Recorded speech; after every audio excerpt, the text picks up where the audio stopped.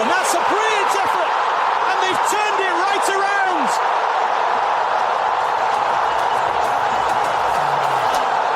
In the space of a few minutes, Saudi Arabia grab control of the game.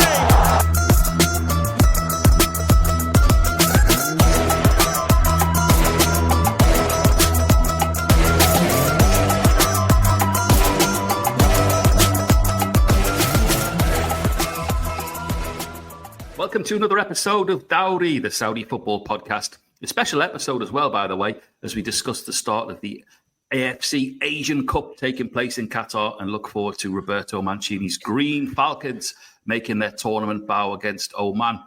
With me, as always, is Arab News sports editor Ali Khaled to discuss the latest action, while Khaled Alarafah gives us the latest from the Saudi camp as usual. Probably one of my favourite bits of the show where we get to go inside and see what's happening.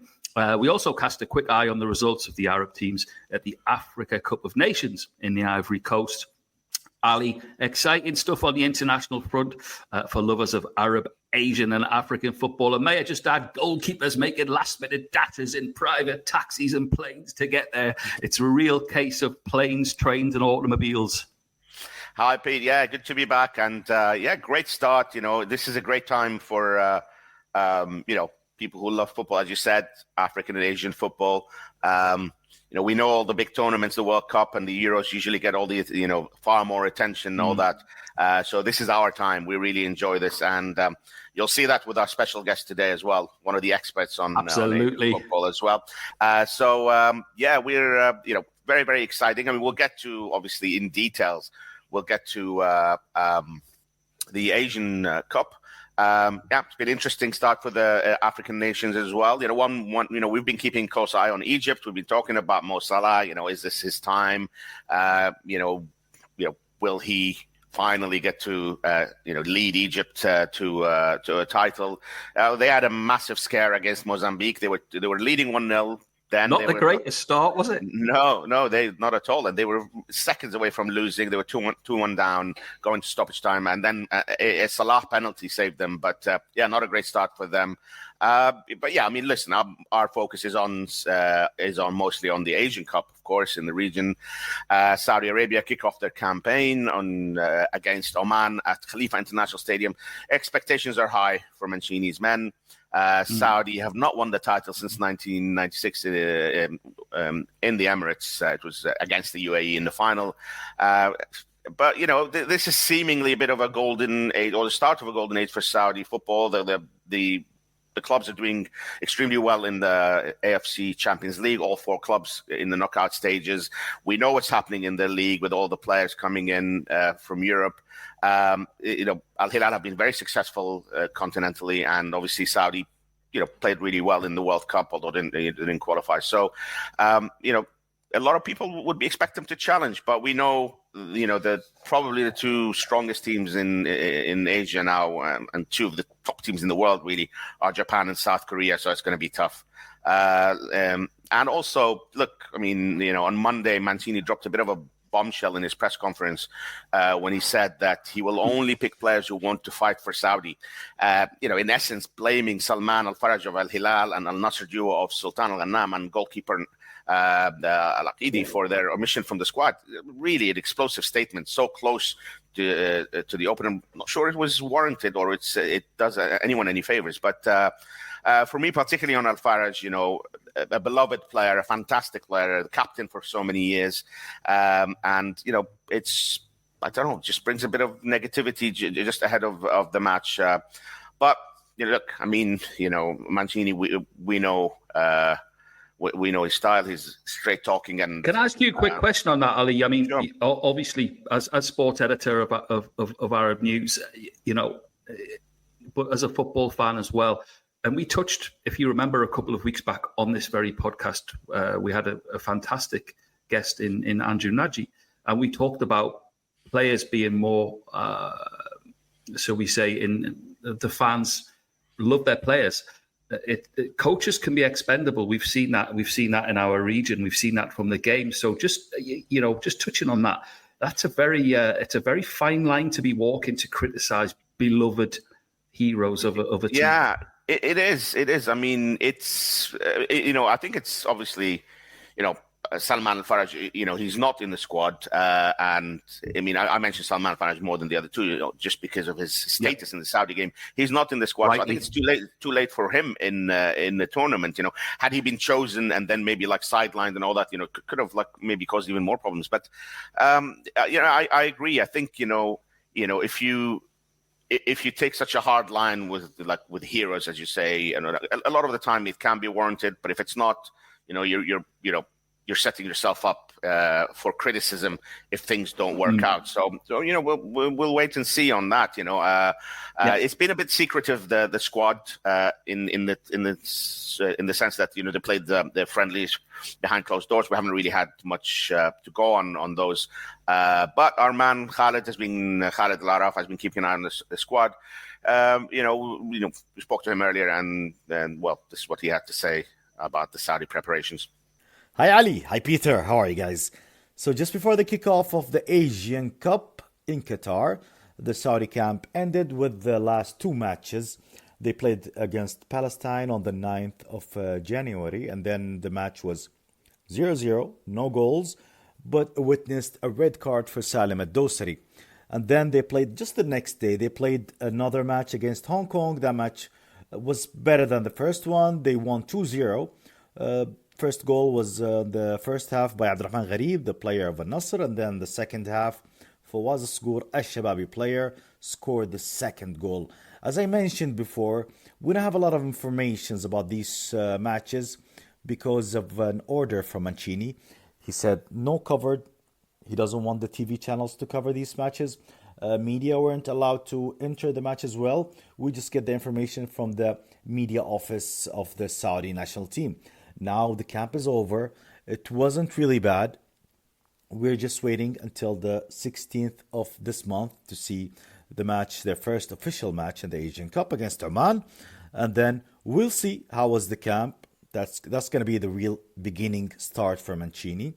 I'll get back to you after that match, and hopefully you guys will enjoy the Asian Cup. Back to you, Ali. Thanks to Khaled Alarafah as usual for that. Ali, the fancy teams have performed well. No major surprises thus far. No, that's right, Peter. Unlike the last World Cup, the 2022 World Cup, Qatar actually kicked off the tournament this time with an impressive performance, beating Lebanon 3-0. We all remember how bad it went for them at the World Cup. And look, there was a lot of criticism for their two main stars, Akram Afif and Almoaz Ali, at the World Cup. Probably they were two worst players at the World Cup, but they played really well this time around. The team played well, and Afif scored twice. Almoaz Ali scored once. It's always a good start, whether you support Qatar or not. If the host nations are doing well, sets the tournament up nicely. It energizes everyone on the ground, and there's always interest in the home team. Also in that Group A, China and Tajikistan drew 0-0. In Group B, Australia, who we all remember also had a great World Cup and only lost to the champions, got knocked out by the champions. We expected them to beat India, and they did 2-0 to take the early lead in the group. Uzbekistan and Syria drew 0-0. That's not a bad point for Syria, Peter. We've been talking about the Arab nations. Uzbekistan are quite formidable, or can be a formidable team. They're quite strong. And I think for Syria, we spoke about like one win will be possibly enough to take it into the next round, and they will. They already got 1 point, and they would think that they will focus on that India game as one that they can win and qualify to the round of 16. You'd absolutely think that they would target that as a win. 4 points would be an absolutely marvellous return. So Syrian colours firmly on for that one. Ali, would you say the results for the Arab teams so far have been par for the course as you expect it to play out? Yeah, I think so. Group C saw 3-1 win for the UAE over Hong Kong. Good result. They came into the tournament, in the last few months with Bento, Paulo Bento. The team's done well, and there's a bit of confidence about the UAE. I don't think they're, will be quite in that top tier favourites teams as they probably were, obviously in 2015 and when they played at home 2019. But they're maybe that's not a bad thing, not to have too much expectations, but they did quite well, but it's a very strong Iran team that lead the table after winning 4-1 at Education City Stadium. They beat Palestine 4-1 at, and that's we knew obviously Iran would probably be the toughest team in that group. So, but yeah, I mean, good start for the UAE. Another Arab team, the Gulf champions Iraq, got that all important first win we keep talking about after beating Indonesia 3-1 in Group D. But again, in that group, Japan, many people's favorite for the title, showed why with a 4-2 win over Vietnam. What a team they are. Japan are just absolutely brilliant. If you remember, Matt Monahan last year said they are just globally probably the best team of 2023. So that's the caliber of the team we're talking about. The other highly fancied team, South Korea, beat Bahrain. One of obviously again the 10 Arab nations. They beat them 3-1. There was better news for the other Arab team in the group, Jordan, who comprehensively beat Malaysia 4-0. Starman Moussa Al-Tamari scored 2 of those. He's been in superb form for Montpellier in France this season. So, that's keep an eye on him. Like one of the stars, I think could be. And which brings us to Group F, which as Khaled mentioned earlier, Saudi kick off their campaign against Oman in an all-Arab, all-GCC clash with Thailand and Kazakhstan meeting the other fixture. So all eyes on Mancini's men for Saudi fans, for Gulf fans, Arab fans, shall we say. They certainly, I would say, are the most highly rated of the Arab nations, of the 10 Arab nations. But as we said, they will come up against some really formidable team in South Korea, Japan, and Australia. Fantastic. As always, Ali, I mean, we're so fortunate on this show to get the information that we do and the insight. And that's the time for my drum roll and the perfect time to bring the man who knows all about Asian football into it. It's the one and only Paul Williams of the Asian Game website and podcast. Paul, welcome back. Thanks for having me, guys. Paul, good to have you back, mate. And first off, I got to say congratulations to Australia. For your win. I'm sure you're happy with that. So tell us about, obviously how it's been received back home, and also just your general views on the opening days of the tournament. I'll start with the tournament first. You mentioned it in your introduction there. There hasn't been any surprises as such in terms of the results. There's been no shock upsets or anything like that so far. But I do think it's been a really solid start to the tournament. I agree with what you said about Qatar. It's always good when the hosts get an early win and set the momentum going. But I think while we haven't had necessarily the shock result, I think some of the performances along the way have been really pleasing. Vietnam, what they were able to do in that first half against Japan, in particular, to take the lead against Japan, nobody saw that coming. You spoke about the strength of this Japanese side. We know how strong this Japanese side is. They're heavy favourites for a reason. For Vietnam to go and take the lead against Japan in the first half, no one saw that coming, so full credit to them.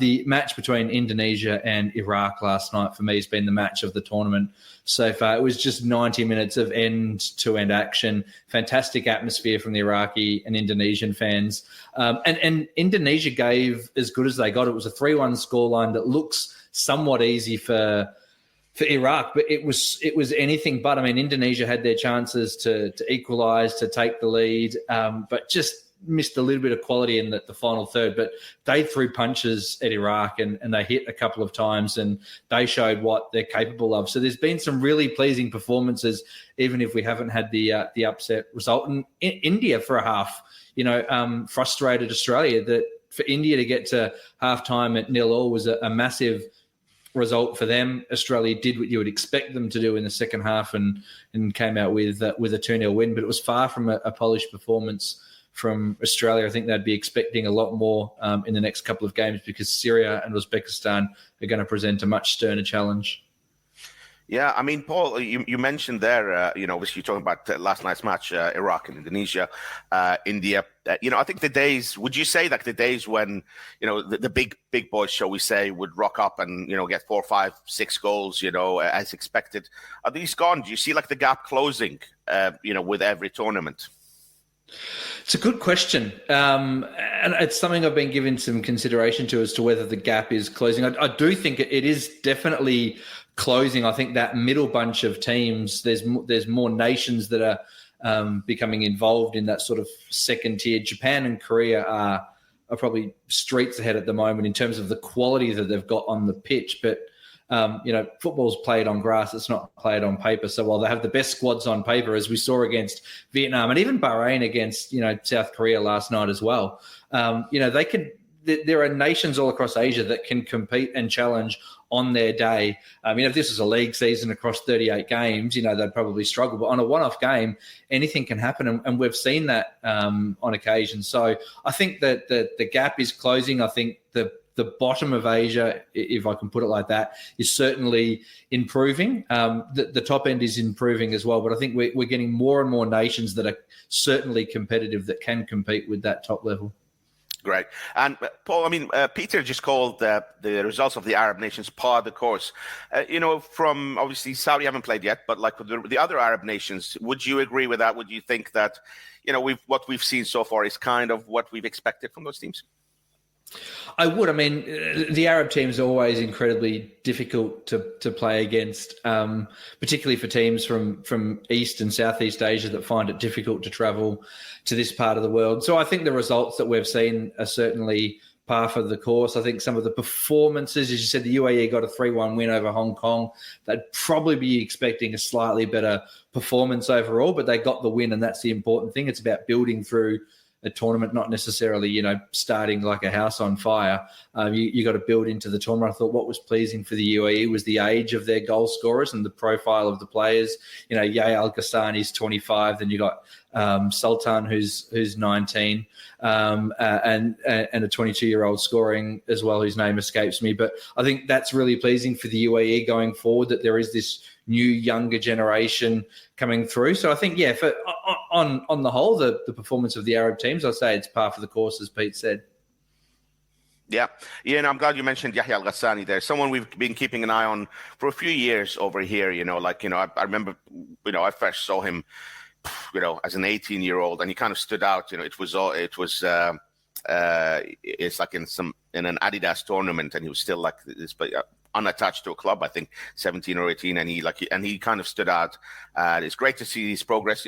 Hopefully this tournament will be one of where he really makes a name for himself. So that's a really good one. This brings us to Saudi, Paul. They're out of the Arab teams, I've already mentioned that probably the most fancied out of the Arab teams. Strong league. We know we've spoken about all what's going on there. With the positives and negatives, obviously, like playing with all these great players improves the league, has lifted the standard. But of course, the other side of the coin is that a lot of players don't get playing time, with all these foreigners. So there's a lot that we've uncovered in the past with you as well. But the big story is, Mancini's press conference, which I mentioned earlier. What's your take on that? It was explosive. It came from nowhere, really. The omission of those players had certainly raised headlines coming into this tournament, and I guess naturally he was going to be asked about that. But you'd expect in those situations that the coach would probably keep something like that in-house and not air the dirty laundry, so to speak. But I guess he probably wanted to put a bit of a line in the sand, really, and make it clear that these are the expectations going forward, that no individual is bigger than the team. And of course, the players have denied what he said, so we'll have to see what comes from that. But if you take what he said at face value, that he's putting a line in the sand that says to all the players that are within the camp and those that are aspiring to get into the camp that this is what I expect from you going forward. It was absolutely explosive, and it's created this sort of air of negativity now around Saudi Arabia going into that opening match. It's probably a distraction that they can do without. I know after he answered the question, he said, "That's it. I won't be answering any more questions about it." But that's not going to be the end of the story. The players have now had their say, and I guess it's over now to the federation as to what are they going to do in this situation. But they're kind of snookered a little bit because they've got no real alternative other than to back Roberto Mancini in this situation. To do anything otherwise would be to undermine his authority.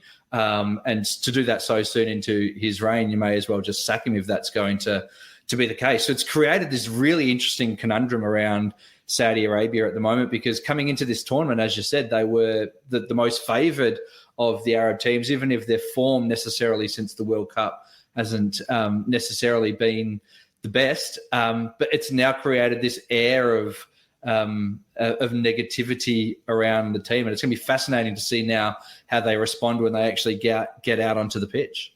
Yeah, I mean, for me, Paul, particularly, and I know you're a fan as well, we've all loved Salman Al Faraj over the years, a fantastic player, being fantastic for Saudi Arabia. Also, the fact that, if you remember, obviously in the World Cup, got injured in that first match against Argentina, so missed the rest of the tournament, and obviously missed a lot of the games since then as well, So, potentially in a sad end, a potential end to his international career. We'll wait and see. But for me, it's quite sad because just one of my favorite players in the region. But moving on to the actual match itself, you would think that Saudi Arabia will still have enough to beat Oman. You would think so. I mean, Oman are a real surprise packet in the last round of World Cup qualifying. Let's not forget they got that win over Japan at Saitama Stadium as well. They proved themselves to be no pushovers. Branko Ivankovic is still in charge, so I think that continuity is going to hold them in good stead. They're always a little bit of an unknown quantity when they come into tournaments like this, because so much of the focus in the Gulf and the Arab world is on the teams and the leagues in the UAE, in Qatar, in Saudi Arabia. There's not much attention that actually gets paid to domestic Omani football. So they're always a bit of an unknown quantity coming in, because we don't get to see a lot of their players in week-to-week action unless you're watching, the AFC Cup or something along those lines. So it'll be fascinating to see what test they can put to Saudi Arabia. I remember in the last round of World Cup qualifying, I think Saudi Arabia got the win on both occasions, but they were close and tightly fought matches. So I'm expecting a little bit the same again tonight. But given everything that's happening, it's a real opportunity for Saudi Arabia to make a statement and put that behind them with a performance. They can get a win by a couple of goals. That really sort of puts some clean air between the comments from Mancini and now moving forward in this tournament. Well, I wanted to ask you, how's the interest in Australia? How the fans obviously there's always interest in Australian national team, but in general, are people is it something that people are into? Of course, you and I, we always reminisce about 2015 when I came to Australia and watched that fantastic tournament, and there was a lot of interest then, but obviously that was being held in Australia. Do you still, has that been built upon? Do people enjoy this tournament? They do. I don't think it's been built upon enough since 2015. I think that momentum that was generated from that tournament has probably not been capitalised on to the fullest. It's really difficult because of the time zones back here that the matches are being played. Generally the three matches that we've got each day, the earliest of those is around about 11 p.m. in the evening. If you're in one of the big cities like Sydney or Melbourne, the other games at 2 and 5 o'clock in the morning. So you're only going to be a diehard if you're getting up for those matches. There's obviously interest in Australia and how Australia is performing. I think generally there is interest. There may not be people necessarily waking up in the middle of the night to watch it, but certainly those earlier kickoffs, if I can put it like that have involved, I think so far Australia, Japan, Korea, the big teams from this side of the continent, just using social media as a guide and the amount of people that are commenting on the matches. Certainly there is interest in people, general football fans here, that are watching those matches and taking an interest in the tournament. And I think as you get deeper into these tournaments, the interest levels really spike up, particularly if Australia is going to go deep in the tournament as well. That's when the real interest levels will really peak here.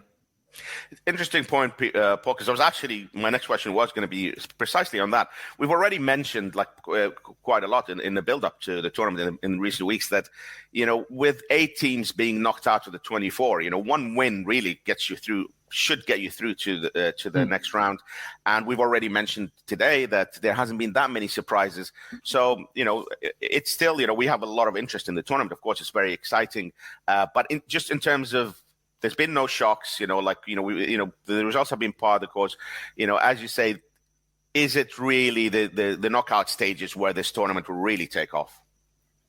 I think so, because as you said, you go from 24 to 16, so you're only losing 8 teams when you get to the round of 16. So you've still got a lot of teams left in the tournament, and then you get to the knockout football where the real interest comes, and I think that's when you're going to see, the likes of, Japan potentially come up against the likes of Australia, or potentially there's Australia versus Saudi Arabia as a potential quarterfinal. Korea versus Iraq. I think if they both finish, if Korea finished top of their group, Iraq finished second in their group, they're online to meet in the round of 16, which, based on their performances so far, is going to be an absolutely cracking match. So I think when you get to those and you've got more of the heavyweight teams playing against each other, then certainly I think not just here in Australia, but across Asia more generally, that's where a lot of the interest is going to come from, because that's when the rubber hits the road, as they say. Fantastic stuff. Paul, thank you so much for incredible insight, as usual, whenever we have you on the show. Cheers, guys. Appreciate it. Paul, there's no escape from our tradition. That I always come in. Do you see that, Ali? He was beetling out the studio. Ali shut the door, so we've got you. Listen, we want to put you on the spot, mate. Firstly, what's your prediction? Actual score prediction for Saudi against Oman, and then as a bit of extra fun for a big clash between your own Socceroos and Syria, give us the scores on the doors from your expert opinion. Oh, I'm in two minds about Saudi Arabia as to whether the Mancini saga is going to galvanise them or split them. I'll take the glass half full approach and say it's going to galvanise them. So say Saudi Arabia win that 3-1 and Australia against Syria, Australia 2-1 in that game. Awesome. I tend to agree. I think Mancini's been clever here. It may come back to bite me, but I think that he's trying to onside the crowd with him and galvanise. So I think that approach, well, it will remain to be seen. Absolutely brilliant to see Paul again. Great stuff. Ali, as always, the last word goes to you, and you don't escape either. Prediction for Saudi's opener, please. I agree with Paul and yourself. I think they will have enough to win this one. I really do. And also, Paul mentioned earlier in the show, he said, it really could, a good win, or, sort of like a positive win could banish all the negativity. So I'm going to go for Saudi 2, Oman 0. Amazing. Great stuff. Gents, from a host's perspective, thank you so much, because if ever there was an insight from two experts of their field, we've just had it. Absolutely amazing. That's it for another action-packed episode of Dawri, and we'll see you on the next one.